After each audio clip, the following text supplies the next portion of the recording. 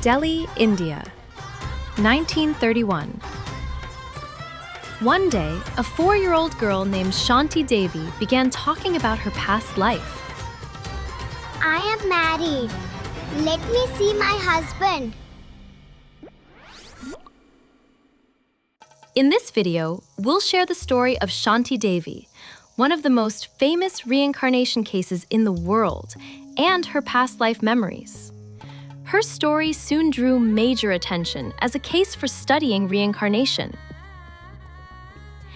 Even Indian leader Mahatma Gandhi took an interest in Shanti Devi's story and set up a committee of inquiry, which quickly made her story known around the world.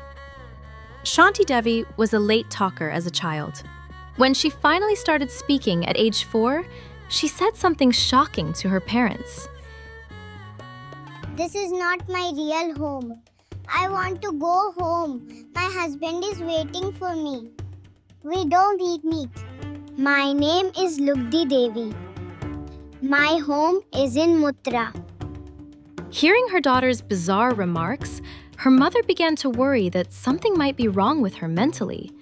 But her father began to believe that his daughter might actually have memories from a past life, because what she said was far too detailed and real to be made up by a child.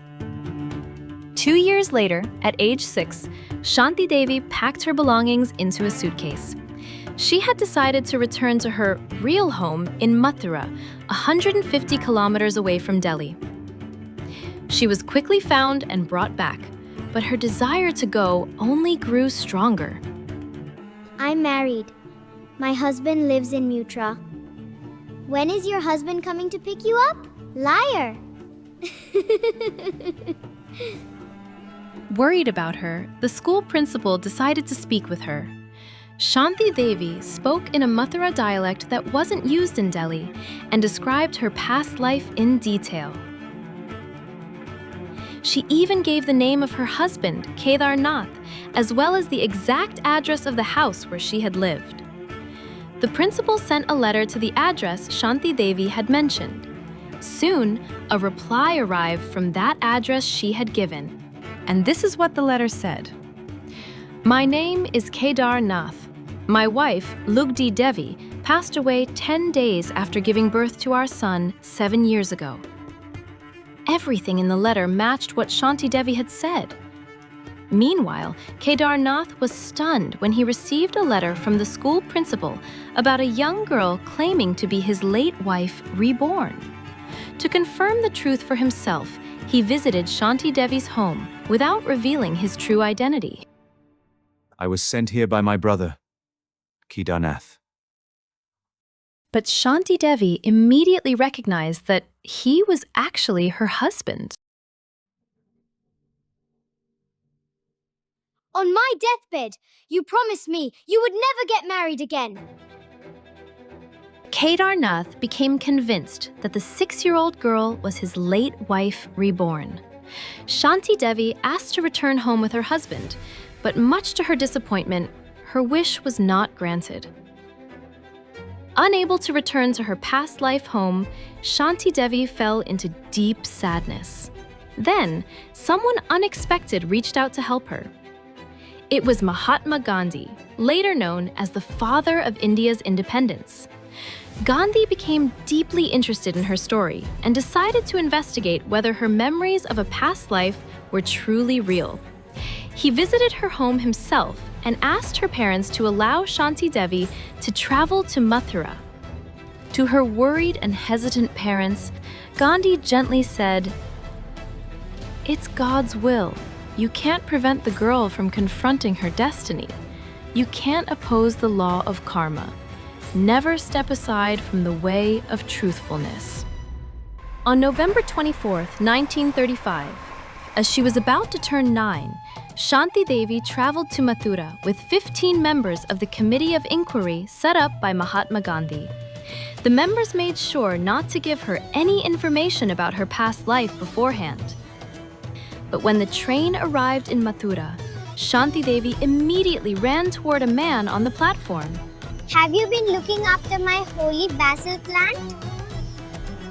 Oh, Then it must be true. The confused committee members looked on as Shanti Devi said, He is my brother-in-law. the man nodded and confirmed that he was her brother-in-law.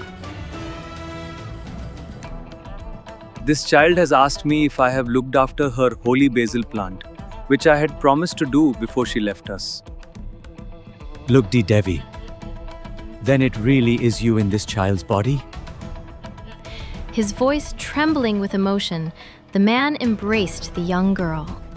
After that, Shanti Devi guided the group without hesitation to the house where she said she had first lived after marriage.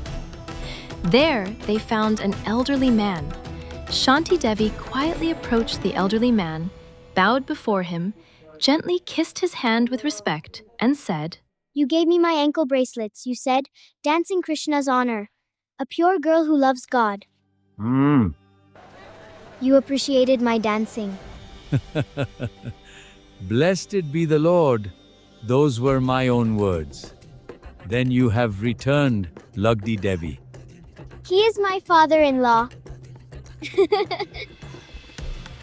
Later, while the group was walking down the street, Shanti Devi suddenly grabbed a man in his mid-20s. It's my brother. What? What? We were so alike. You became angry when people thought you were like your sister. Do you remember? How do you know that? Is it you who is Lugdi Devi? May I ask if you know the names of your two other brothers? Vitalanath and Ayodhinath. Should I not know the names of my own brothers?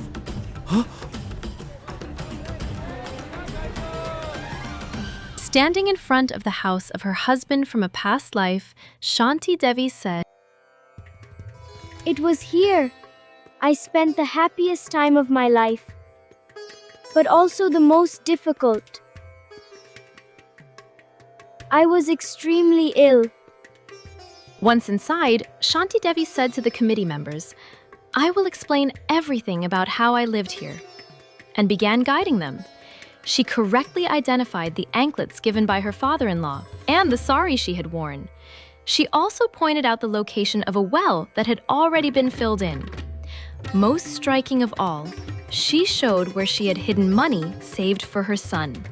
But the 150 rupees that should have been there were gone. Shanti Devi was shocked. Then Kedarnath explained. I have spent it. I paid for Lugdi Devi's funeral. As she revealed fact after fact that only the real Lugdi Devi could have known, everyone there was forced to admit she is the reincarnation of Lugdi Devi. After the inquiry, the committee officially recognized Shanti Devi as the reincarnation of Lugdi Devi and published their report in 1936. Shanti Devi remembered not only her life as Lugdi Devi, but also had memories of what happened after her death and before she was reborn. So now, we'll explore her memories of the afterlife. On September 25, 1925, Lugdi Devi gave birth to a son. However, complications from a C-section caused her condition to worsen rapidly. Just 10 days later, on October 4th at 10 a.m., she passed away at the young age of 23. Moments before death, she could hear voices around her, but she couldn't respond. She remembers being completely unable to move. She also said that she could see the scene in the room from outside her body. Her husband tried to hold and kiss her body, but was stopped by the doctor. Her husband and mother discussed taking her body to Mathura for cremation and scattering the ashes in the river. She also described the experience of dying like this. The human body does not die suddenly. It fades away, little by little. First, the coldness rises from the feet. Even after the heart stops, consciousness remains. You can see without eyes and hear without ears. That's why some people don't realize that they've died. Excuse me? When she regained consciousness, she was back at her home in Mathura. Her body had been taken near the water and left there before cremation. Wrapped in silk and linen cloth, my body was covered with many flowers and carried on a bier made of bamboo cane poles. At the cremation site, Kedarnath lit the wood for the fire. The priest gave his blessing, and her relatives strolled around the funeral pyre with their faces turned the other way. Around that point, her consciousness began to fade, and she could see nothing but an infinite bright light. Surrounded by light, she returned to the other world. In that other world, people of all races and religions were gathered together in one place. I saw 4 men in bright saffron robes, and I was taken to a river. Arriving on the 4th place, she saw Krishna seated on a huge, dazzling throne. He was showing every soul a record of their activities on earth, good and bad. After that, she felt as if she was floating in a place without time or space. Then suddenly, she felt an intense pressure, like being wedged in between something. Shanti Devi believed this was the moment her soul entered her mother's womb. It felt like being trapped in a dark, narrow cell, she said. Once she entered the womb, her sense of time and space returned. At first, she could neither see nor hear. The first sense to return to her was smell. Shanti Devi's accounts are valuable evidence that the soul continues to exist even after death. This is the story of Shanti Devi, whose authenticity was acknowledged by researchers and journalists around the world, making it one of the most famous recorded cases of reincarnation. However, many of us do not remember anything from before birth. Why do we lose our past memories of our past lives when we are born into this world? To answer this question, Master Ryuho Okawa of Happy Science offers the following explanation. Before humans are born into this world, they live as a spirit, as a soul, in the real world, also known as another world. Some are reborn into this world as quickly as in a couple of years or a few decades after death. But the usual reincarnation cycle is once in several hundred years. When we are born into this world, everyone receives a physical body from their parents. They might weigh 3,000 grams or 4,000 grams as a baby, but all of us reside as a soul in this tiny body. And the rule on Earth is that you forget your past lives for the time being. If there was no such rule, there would be people who are born and say, "In my previous life, I was so-and-so, born in a neighboring village. My father and mother at the time were like this. These were their names. And I died at this young age from this illness. So I am reborn." If you were reborn into this world and your parents in your previous life were still alive, you would feel unsure about who your parents are. You would go back and forth between them, and your identity would not be very clear. This can happen. So, to maximize the gains from studying in this world, the rule is set. Each person's life is reset to 0 when they are born.